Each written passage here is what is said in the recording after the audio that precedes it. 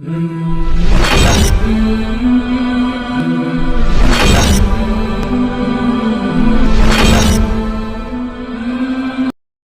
அலைக்கும் வரஹ்மத்துல்லாஹி வபரகாத்துஹு. மனித வாழ்க்கையிலே இன்பமும் இருக்கும், துன்பமும் இருக்கும். இரண்டுமே மாறி மாறி வரும். எதுவுமே நிரந்தரம் கிடையாது. துன்பமான நேரங்களில் துன்பத்தில் அகப்பட்டிருக்கக்கூடிய பிரச்சனையில் சிக்கியிருக்கக்கூடிய நாம் அல்லாஹ்விடத்திலே துஆ செய்து அந்த துஆவின் மூலம் வெற்றியை நாம் பார்க்க வேண்டும். கஷ்டமான சிரமமான நேரங்களில் ஓத வேண்டிய பல துஆக்கள் இருக்கிறது. அல்லாஹுடைய தூதர் ஸல்லல்லாஹு அலைஹி வஸல்லம் கற்று தந்திருக்கின்றார்கள். சஹாபாக்களின் வாழ்க்கையின் மூலம் நாம் கற்றுக்கொள்ளலாம். நம்முடைய முன்னோர்கள் நமக்கு கற்றுத்தந்தார்கள். எவ்வளோ துஆக்கள் இருக்கிறது. அந்த துஆக்களை ஓதி அந்த கஷ்டத்திலிருந்து நாம் வெளிவருவதற்கு அல்லாஹ் மிகப்பெரிய உதவி செய்வான். நம்முடைய நிலைகளை, நம்முடைய நிலைமைகளை நாம் எப்படி சரி செய்ய முடியும் என்று சொன்னால் அமல்களை கொண்டு தான். நம்முடைய துஆ இருக்க வேண்டும், இன்னொரு பக்கம் முயற்சி இருக்க வேண்டும். இதற்கு உதாரணம் சான்று பத்ருடைய யுத்தக்களம். ஸல்லல்லாஹு அலைஹி வஸல்லம் பத்ருடைய போர் நடப்பதற்கு முன்னால் அன்று இரவு முழுவதும் சஜிதாவில் இருந்து கொண்டு அல்லாஹ்விடத்தில் மன்றாடி கொண்டிருந்தார்கள். மறுநாள் காலையில் சத்திய சஹாபாக்கள் ரலியல்லாஹு அன்ஹும் அஜ்மைன் அவங்க அனைவருக்கும் மலக்குமார்களை இறக்கி அல்லாஹ் தஆலா உதவி செய்தான். துஆக்களை கொண்டு நிச்சயமாக நாம் வெற்றி பெற முடியும். நம்முடைய நிலைமைகளை அல்லாஹ் தஆலா மாற்றி கொடுப்பான். அது மட்டுமல்ல, துஆ மட்டும் நாம் செய்வதோடு இல்லை, ஐங்கால தொழுகைகளை பேணுதலாக தொழக்கூடிய மக்களாக நாம் ஆக வேண்டும். அல்லாஹ் எதை விட்டெல்லாம் நம்மளை தவிர்ந்திருக்க சொன்னானோ அவைகளை விட்டு தவிர்ந்திருக்க வேண்டும்.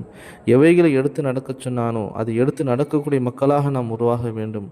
நபியினுடைய ஒவ்வொரு சுன்னத்துகளையும் பேணுதலாக பின்பற்றி நடக்க வேண்டும். இது போன்று நாம் செய்யும் பொழுது நம்முடைய வாழ்க்கையிலே சில பிரச்சனைகள், கஷ்டங்களுக்கு இன்ஷா அல்லாஹ் விடிவு கிடைக்கும்.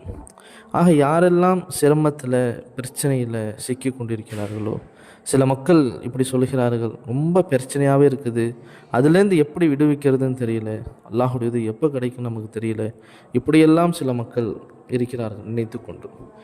அந்த சிரமத்திலிருந்து, பிரச்சனையிலிருந்து நாம் விடுவித்து அல்லாஹுடைய உதவி நமக்கு கிடைப்பதற்காக ஒரு அமல் தான் மௌலானா பீர் ஜுல்ஃபிகா சாஹிப் நக்ஷபந்தி தாமத் பரகாத்தும் அவர்கள் சூரத்து நஸ்ர் இதா ஜாஅ நஸ்ருல்லாஹி வல் ஃபத் என்ற சூராவுடைய தஃப்சீரிலே எழுதுகிறார்கள்.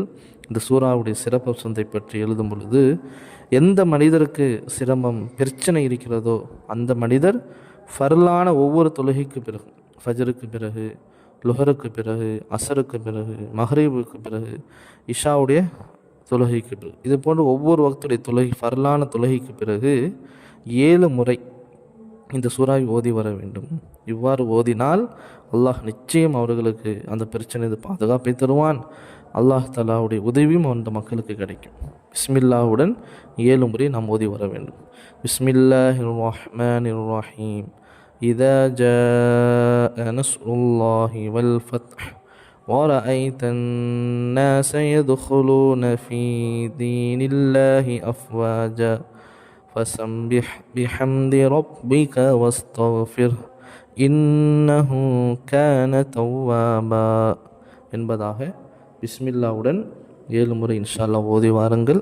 ஒவ்வொரு ஃபர்லான தொழுகைக்கு பிறகு அல்லாஹ் நிச்சயமாக நம்முடைய சிரமம் ஏற்பட்டிருக்கக்கூடிய அந்த சிரமங்களிலிருந்து, கஷ்டங்களிலிருந்து, பிரச்சனைகளிலிருந்து அல்லாஹ் பாதுகாப்பான். அல்லாஹ் தஆலா நிம்மதியான, சந்தோஷமான, உடல் ஆரோக்கியமான வாழ்க்கையை தந்து நமக்கு அந்த நசீபை அடைந்த மக்களாக ஆக்கி வைப்பானாக. ஆமீன். அஸ்ஸலாமு அலைக்கும் வரஹ்மத்துல்லாஹி வபரகாத்துஹு.